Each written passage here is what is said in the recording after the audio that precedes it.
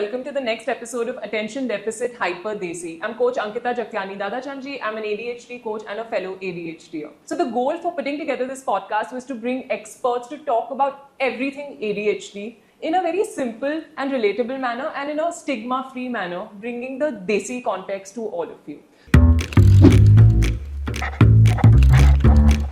So today we have Marzia Masckati. Marzia, welcome to the show. Thanks for having me. So Murzia is a certified speech language pathologist and a couples counsellor with more than 15 years of experience. And she's founded the Speech Dysphagia Language Clinic in Bombay. So welcome, Murzia. Thank you. Thank you. And thank you for being here on our episode ADHD and Romantic Relationships. So tell us a little bit about your journey. How did you get into couples counseling? Okay, so I have a background in speech. So I always worked a lot on communication. And that's, social communication. And that has always been an area that speech therapists really cover. And as I went ahead and worked more and more with neurodivergent kids with ADHD, with autism, all of that, I just felt like a lot of those traits were impacting the whole family and were also running through the family. And which is why then I felt like there was, I was reaching a sort of plateau with just working on the child, when I couldn't get through to the rest.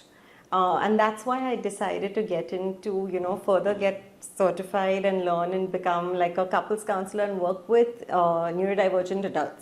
So that's a lot of what I do now. Yeah, no, that's lovely, because what happens when these kids become adults, they still require support in a very different manner. Absolutely. Yeah, so thank you once again for being here.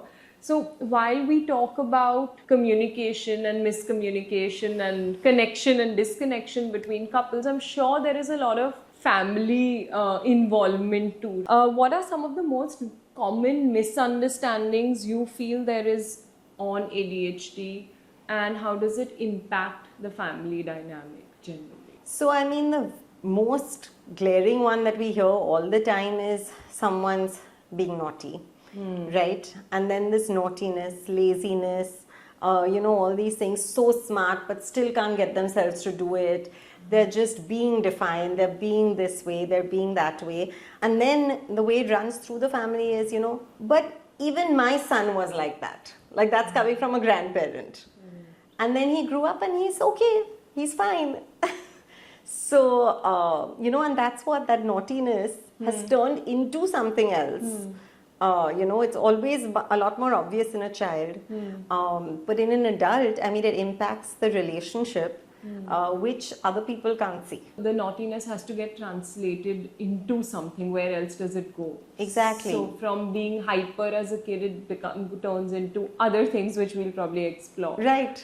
Yeah. Okay, and in India, there's so many joint family setups. Do you work with many families together to help couples, children, adults generally? So I have worked with a lot of families, and I do continue to work with a lot of families. The hard part is though where the younger generation wants to explore diagnoses and see how they're wired. The older generation doesn't always want to.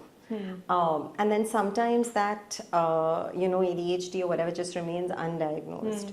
And then when it's undiagnosed, it can lead to all sorts of things. Because then it leads to kind of, this way of like, okay, this is the way I am. And this is how it's always been, sort of thing, without recognizing like what is really like a weakness or an area which could use some help. So that kind of then just gets like completely missed. Once you have ADHD, it's not that as you grow older, it's out of the window. Where does this ADHD go in women and men? Does it show up differently? So in women, a lot of it really blows up after they've had a child, or when they start hitting like 40 and up, that whole perimenopause stage. That's when I think the symptoms become really, really like, obvious to them at least. And then, for men, I think it shows up earlier. But some of it I feel is also kind of just, like accepted. Interesting. So, in what way accepted? So if you look at the ADHD and the executive functioning, right, when you look at an adult, but if you look at an adult who's working and has a whole team, an assistant and someone else doing this, so much of that executive planning is taken care of that like this person's not going to have those struggle areas. But then they may have them when it comes to like their kids, because that many things you can't give assistants to do. So the professional side gets taken care of. And the personal is where the challenges come, and then they need that support. So many adults say, I'm fine now, I've outgrown my ADHD, or I've fixed my ADHD. How does ADHD generally get masked, especially in women or high achieving individuals, and where does it go? So the two most common traits that are very obvious in children is the hyperactivity and the inattention. Okay, the older you get, it's very easy to mask both these. So, and I don't even think that masking is such a conscious process. It just happens because you try to keep fitting in with everybody else, being like everybody else. So this just kind of keeps getting suppressed. So, the hyperactivity bit, your body does calm down as you get older, but your thoughts may still be racing, like all the time. And you may still have a need for movement all the time. So there are a lot of adults, who do meetings, do everything by like pacing up and down. They don't sit and work, so there is that. And now we have those walking pads and all also. So it makes it easier also if you do need the movement while you're working. And I mean, the inattention also, it's a lot easier to not show as an adult, because you pick up the social traits of nodding along and looking and, all of those things. So it looks like you're attending when you may not be. Right. Murzia, there are many couples who come in because they've been recently married and their partners have now been seeing certain patterns in them. What are some of these common patterns that you see couples bringing up where they say, hey, I never saw this, but my partner is seeing this today? So one very common thing is, I think, again, related to time management, related to all of that. It's something that doesn't come up when you're dating or when you're doing any of those things. But when you're living together and you're in one household, managing those household tasks, and there's only one person managing them, that becomes kind of, something that suddenly stands out, which may not have stood out before. And then also, like, when it comes to parents, they may have taken on a lot of those tasks, right? For their now grown child, which now suddenly they aren't doing either. So it's like now this person's all on their own, and then this really like impacts the relationship. Do you feel there's a lot of pressure on couples today to be a certain type or to have a certain relationship? I mean, I think yes, because there is a lot of like, trying to fit in, to be a certain way, especially to parent a certain way. I think that really comes in. They really definitely try to like see other people and be like, okay, we should be like this, we should be that, see how well they are managing, see how well they do this. So there is that for sure, because there's just so much more exposure. Earlier there wasn't any exposure to how other people were living. Right. So when you feel when they're unable to put into practice what they are seeing and what they even look up to, do you feel a lot of people tend to get diagnosed then? Absolutely. Maybe one reason is a partner pushes the other to get a diagnosis because they are having such a hard time. So that's one reason. Sometimes a person may on their own because they are trying so hard and not getting anywhere. So that's another reason. And then another very common one is when a child gets diagnosed. And then the adult starts seeing it in themselves. Right. And then gets diagnosed. Right. So it's like, okay, now I understand. I was exactly like that. So now my life suddenly at 40 makes sense. Yes. Many a times people share that a partner may come in for coaching and say, okay, you know what, I forget to do these things consistently for my child, and that really has been creating havoc in our relationship.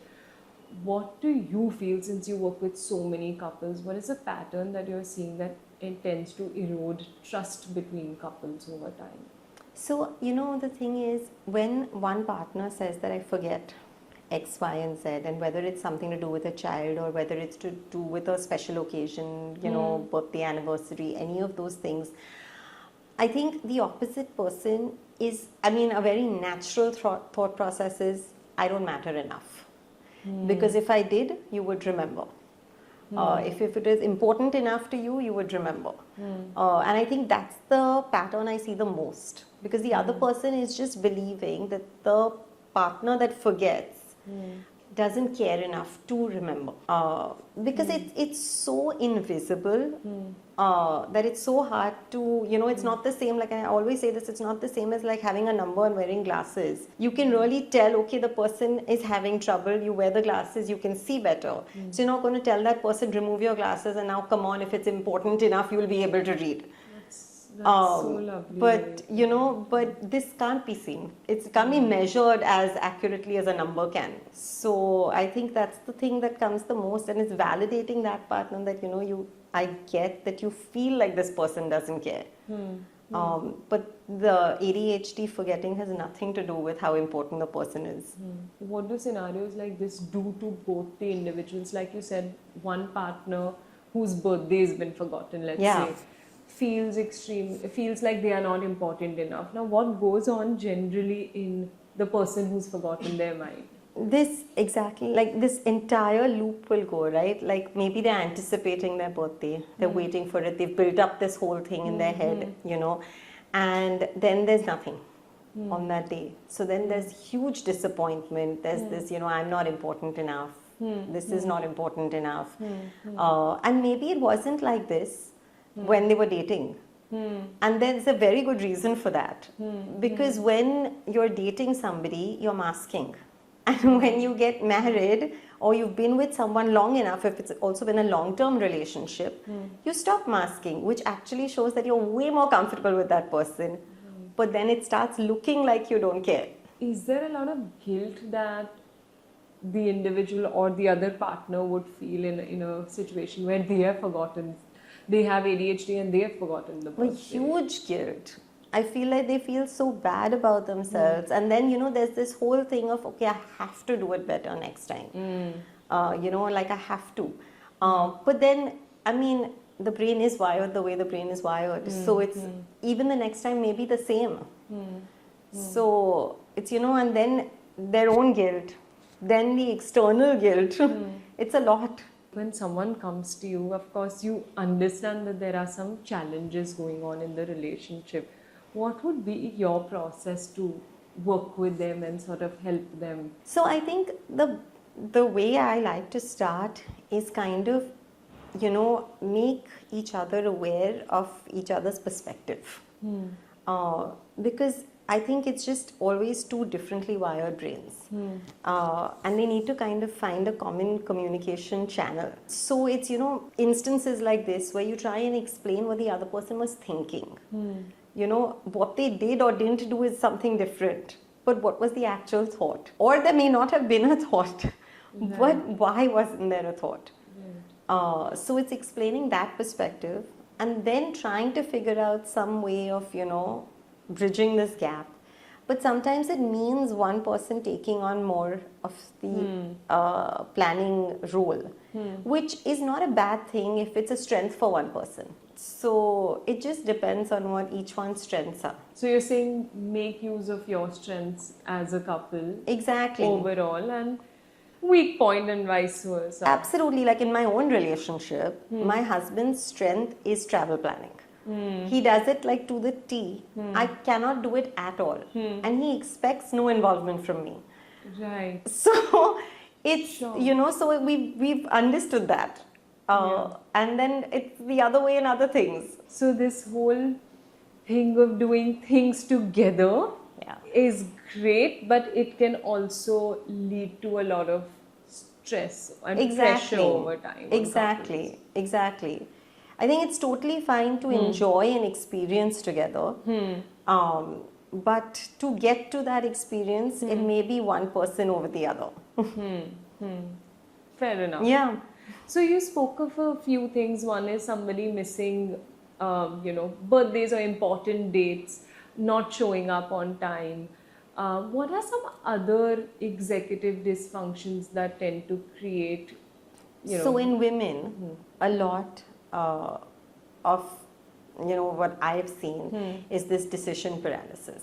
Okay. This constant like flip-flopping between no, should I do? No, but should I? But and I think that for a partner becomes quite hard to deal with because it's kind of like a make up your mind. Why can't you make up your mind? Right.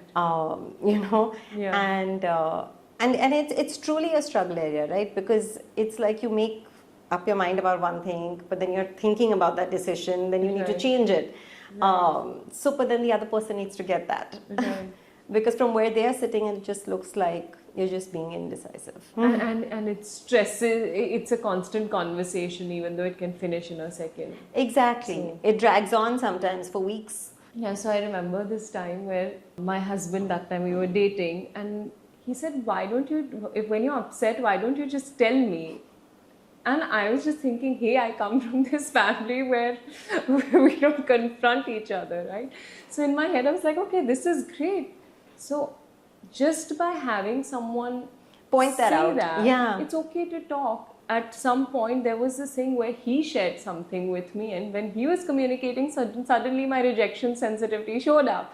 And then he said, he's like, hey, I can only share if you're open to receiving. And I said, that makes sense. So how do you see this in the Indian context, right? Because people don't like to communicate. And communication is one of the most important things for a relationship. So how do you deal with that? What comes up? That's a very hard one, and it's a very relevant one in the Indian context, because I feel like a lot of what you hear in families is the second you give any sort of feedback, that rejection sensitivity is so strong that it's straight this, I know I'm the worst.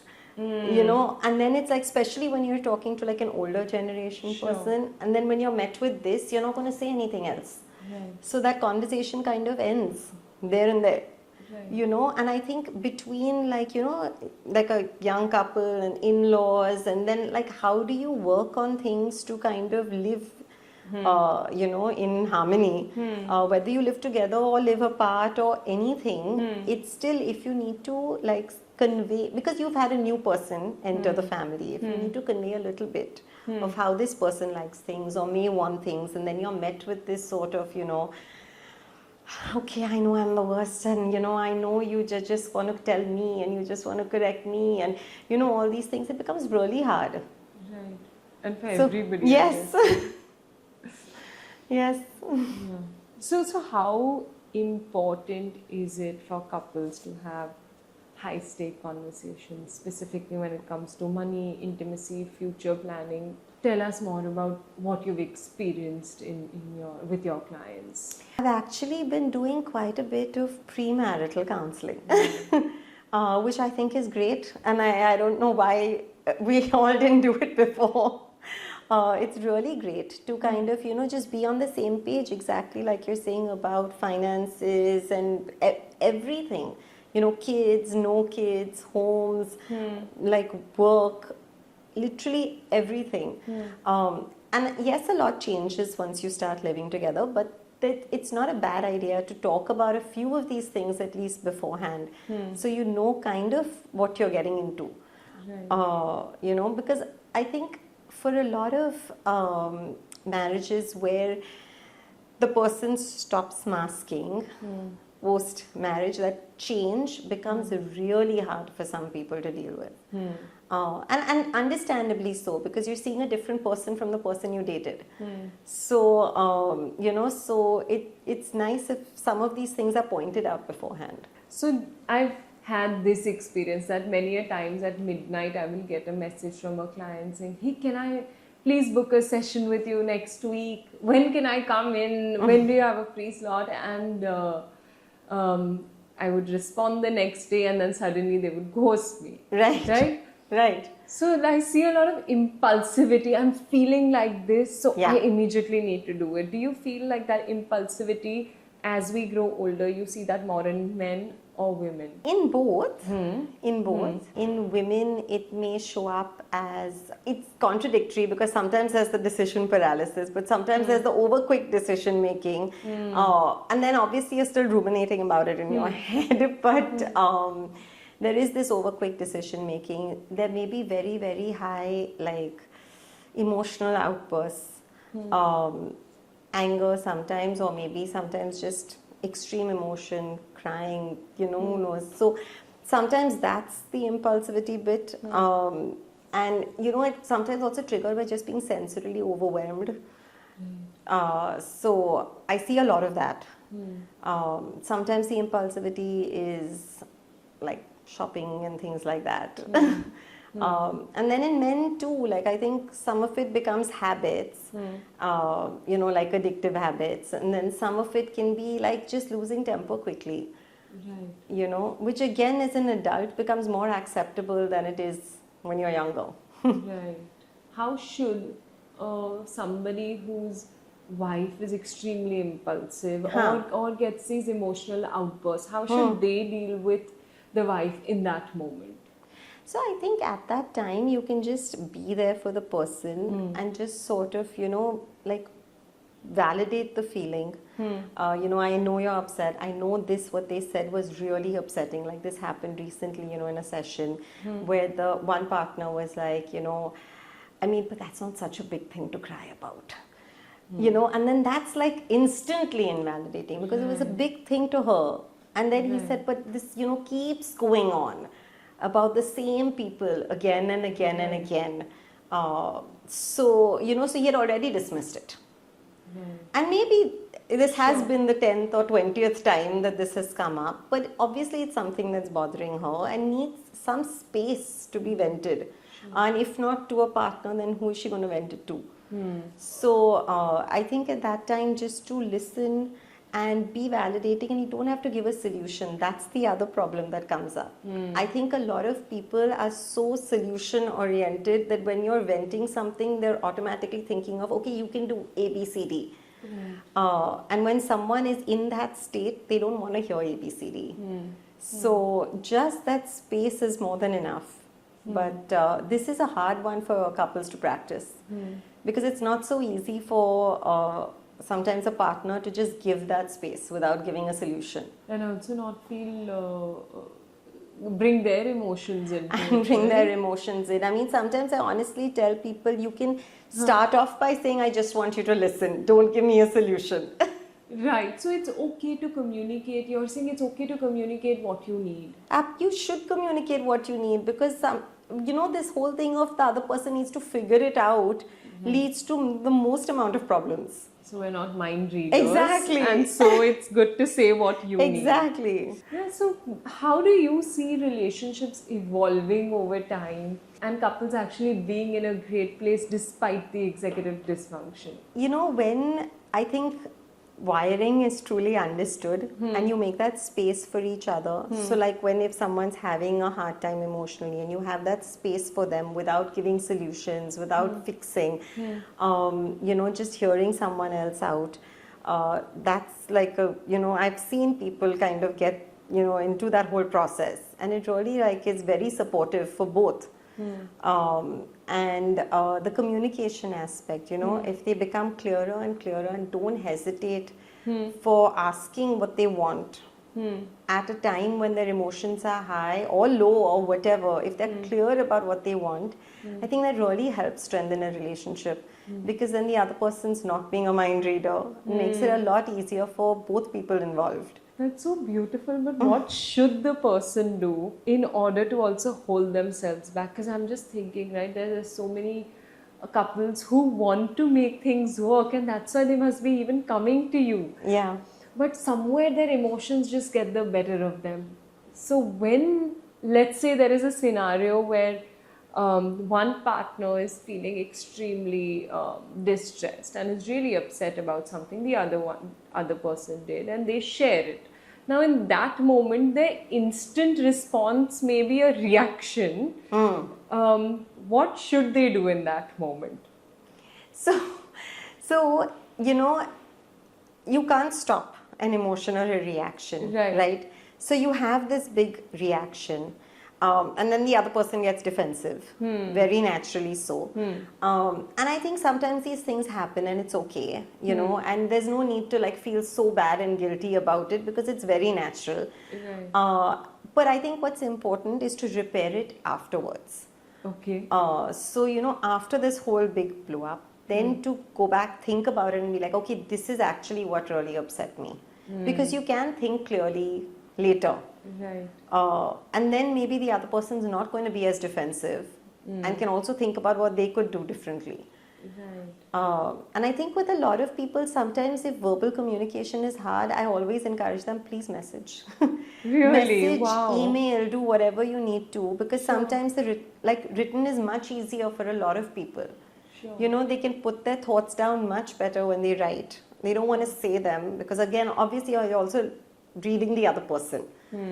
So sometimes written is just much easier. You're so conscious also when you're going and speaking to somebody, so that part that hesitation goes out of the way. Exactly. So Murzia, you mentioned earlier that many adults who get diagnosed late in life, they often get diagnosed because their child has been diagnosed. And then there is this whole piece of overcorrection. Okay, now I don't want my child to end up like me, right? So how does that dynamic impact the kid? How does that dynamic impact the couples? So, interestingly, the person that gets diagnosed is not the person that says, I don't want my child to turn out like me. It's usually the partner that says, I don't want my child to turn out like him or her. So I think when you realize your wiring based on your child, you understand yourself so much better. You understand your child so much better that it kind of really, like, the world makes sense. It's a real like eye opener. But I think for the partner, because obviously it's difficult to parent, a child with ADHD. It's very difficult. And then to think that you're parenting a child with ADHD and then you have a partner with ADHD, it's a lot. Yeah. It's a lot. And I think, again, that emotion should not be invalidated or ignored. It's not easy, and it requires adjustment on everyone's part. And the initial part, I think, of receiving that diagnosis is very, very hard on the couple, on the whole family. But hopefully, as time goes on, you see the strengths, and then it becomes lovely. Yeah. But that initial diagnosis bit is hard. I've had some clients who've actually asked me that should I tell my child they have ADHD? I'm sure you've had many too. How do you deal with that situation? Mine is always 100% yes, irrespective of age. Yeah. So maybe with younger kids, we don't use the term, but we definitely talk about the way your brain thinks and the way your brain is wired and what your brain picks up and things that are difficult for your brain. So that blame shifts from you, right? It's not you being X, Y, and Z. That's the way you're wired. But I think everyone needs to know, how they are and what their strengths are and what their weaknesses are and all of that. Because if you do have a diagnosis as a child and you've not been told, then you wake up in your teenage years and wonder why, people are not like you. And then you start masking to just fit into that instead of being sure of who you are. So I think it would really help a lot of teenagers if kids were told when they were younger. So they're okay and comfortable with the idea by the time. Exactly. So I think it all depends on how the label has been given to the child.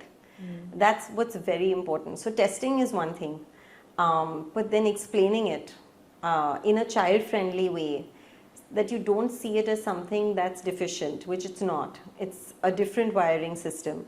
So when a child gets that, then they start seeing it as a strength. And there have been kids that, very proudly say, I have ADHD. And, and know exactly what it is and what they're experiencing. And they talk so clearly about how they think and, what's going on in their brain. And they're so much clearer than adults. Right. Because I think they're just aware so much younger. Yeah. And I mean, this label is just much better than all the other negative words associated with them, which they hear all through their like school years at home, everything before they get a diagnosis of, being stubborn, being lazy, being naughty, being hyper, being, all these sorts of things. Right. With girls, it'd be like dreaming, you're not paying attention, all of these things. I just think that it's so much better to get a proper word to explain everything that's going on in your brain. So I was reading this research which actually spoke about how before the age of 10, kids with ADHD are reprimanded over 10,000 times. I've read that. Yeah. So it's like in school you can do better. Like I remember so many of my report cards had can do better. Now great, but what do you make out of that, right? You're basically in that moment a kid is like, I mean, I've tried my best. Yeah, exactly. And now Yeah. It's very, very upsetting, I think, for a child to hear that. Because they've honestly tried their best. Yeah.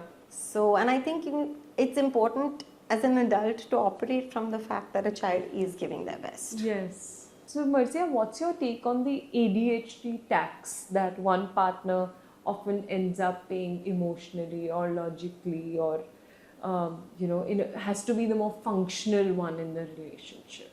So, I mean, I think it's not like it's not a load. It is.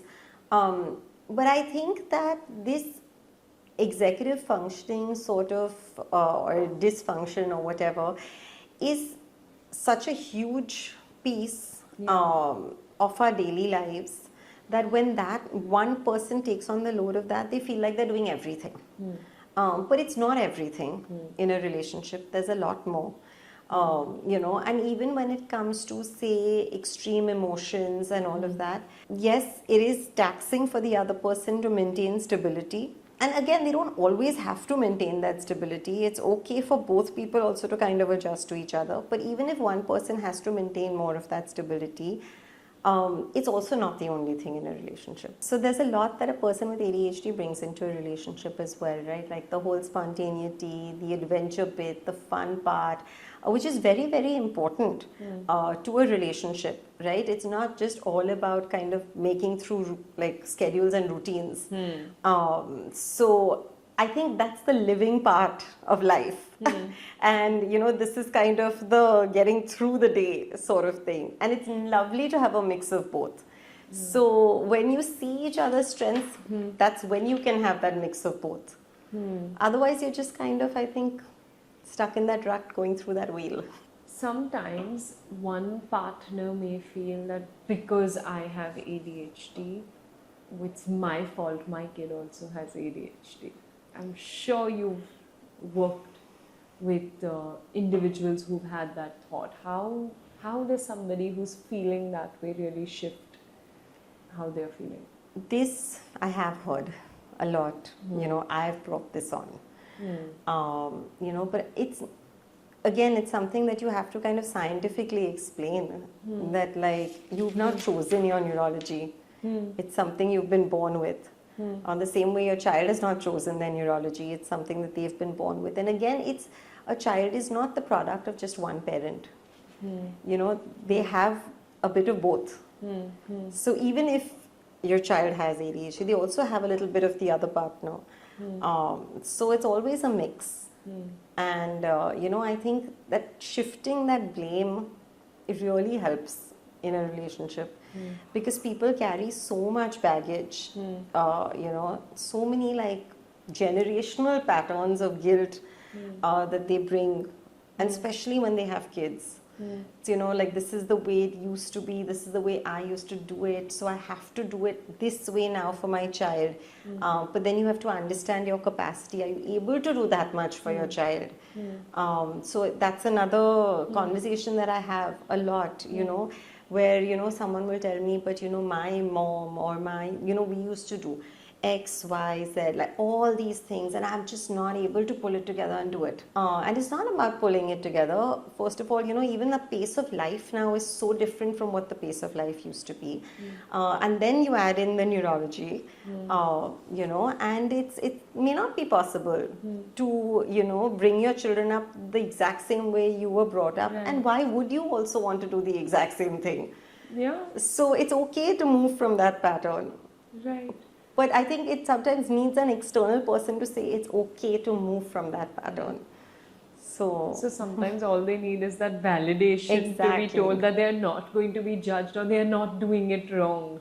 So in our Desi cultures, there are a lot of these expectations like adjusting and sacrificing. You know, they're deeply ingrained in our in relationships. How do these expectations or these family expectations really affect couples where one partner has ADHD? I think this, you know, when it comes to like adjusting, right? When you talk about like, say someone has, say a woman has ADHD, and then there's this, you know, expectation that she has to adjust to the house, and then maybe when she has kids, adjust to the kids, and then maybe not, you know, go all in and work, say as much, or say that's, you know, one thing which is quite common in an Indian context. But if she's neurologically like wired to sort of seek novelty, to seek this, she cannot sit around all day. You know, she's going to drive herself crazy, drive her children crazy, drive the whole household crazy. So in these cases, I think it has to come from the person themselves. They have to know what they need. If they know what they need, then they stand up and say, okay, look, I need to do X, Y, and Z. You know, but I think it takes a while to even get there, to understand what you need. And again, sometimes that's something that needs to be pointed out, because you may have spent so many years masking, not even realizing what you need. So yeah, that happens a lot in women. And then with men, you know, the adjustment is obviously, you know, if you have ADHD and you've, you know, done things a certain way and, you know, whatever, and you've lived with your parents, and the parents, like I said, have taken on a lot of the executive functioning, and then you're with someone, and then suddenly you're not doing the executive functioning, but then they're, you know, yelling at you for not doing it, but you've never really done it. So it's sort of like, you know, maybe sometimes the partner may think they're dealing with someone completely like an overgrown child, you know, who's just never, and a lot of times the partner blames the parents. The parents have spoiled him. You know, I hear that a lot. Yeah, you know, he's never been taught only to do anything on his own. So he's gotten used to not doing it on his own. Right. So are you saying that that's just a habit that can be worked towards and changed if the person wants to change it? So it depends on how much. So like I said, it's something like, you know, this shame and like this thing of, okay, this person is so old, like he's a full grown adult, and say like he still can't pack his bag if he has to travel. Right. Okay, like a simple example. Sure.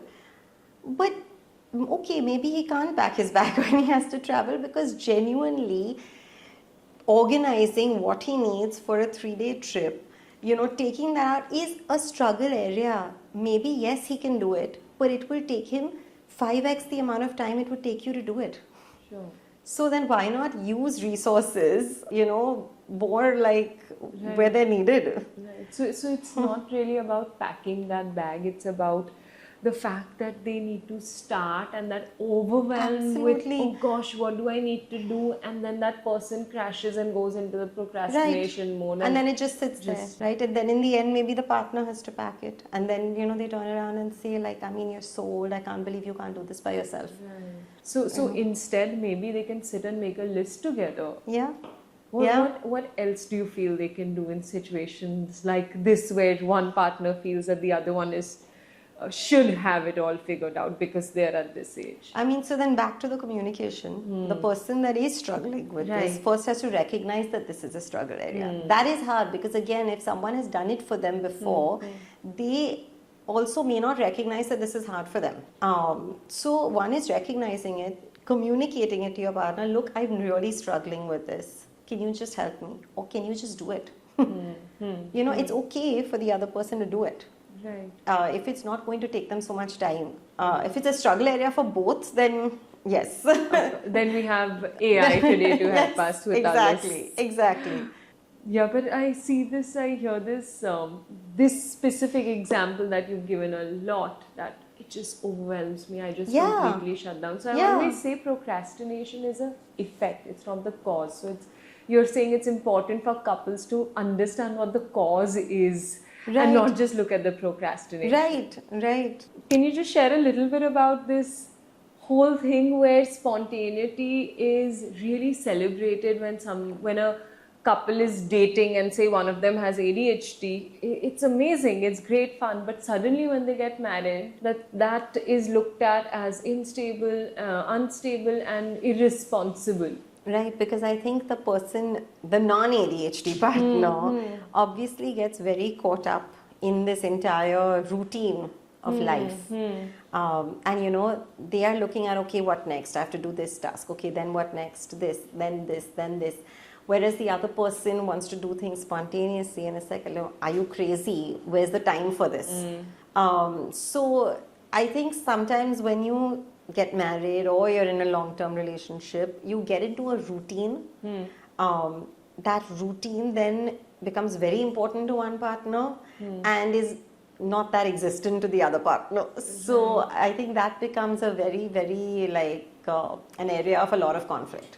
So Murzia, what are some non-negotiables for couples, or some hygiene points that they should really keep in mind so they don't get dragged into that routine of everyday life? So some that I work on is basically, having one point in your day, whether it's 5 minutes, whether it's 10 minutes, some point of casual communication.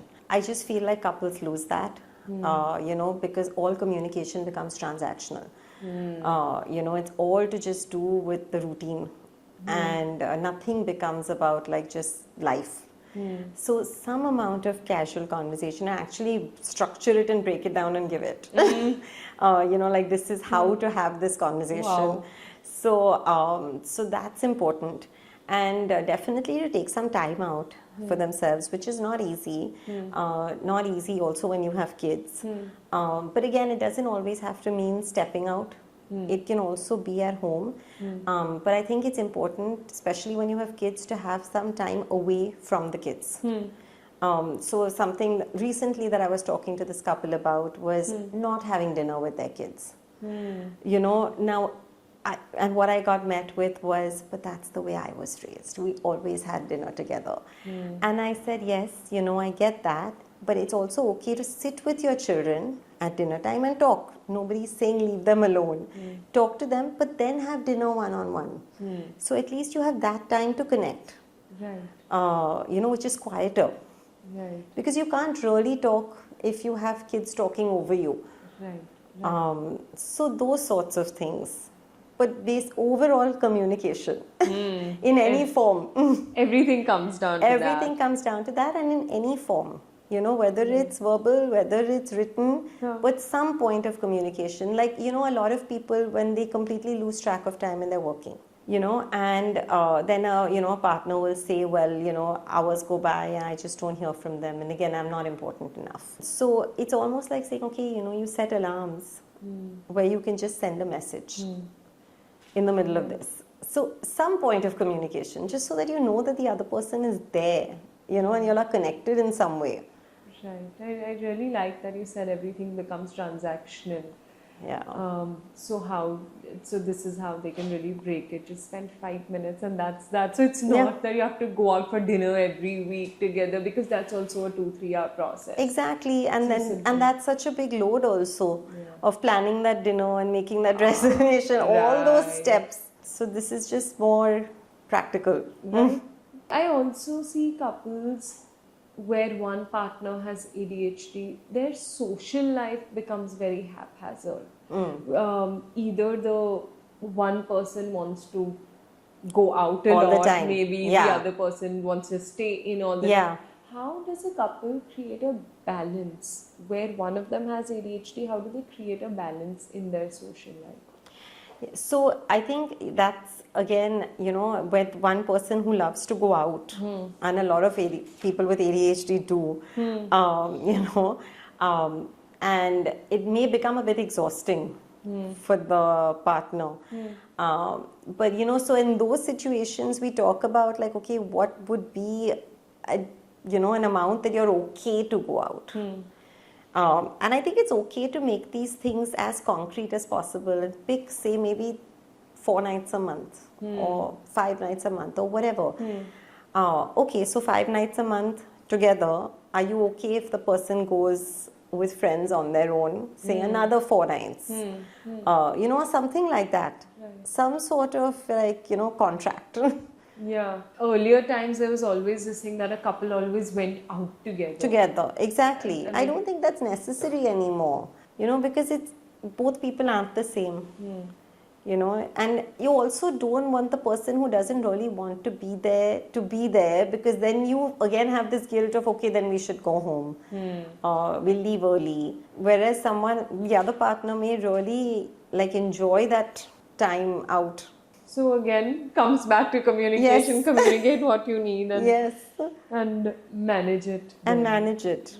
And don't feel like you need to sacrifice so much of who you are for the other person, because I think that just leads to so much resentment later. If you completely change the way you are just to make your partner happy initially and ignore the fact of the way you're wired, it's impossible to keep up with.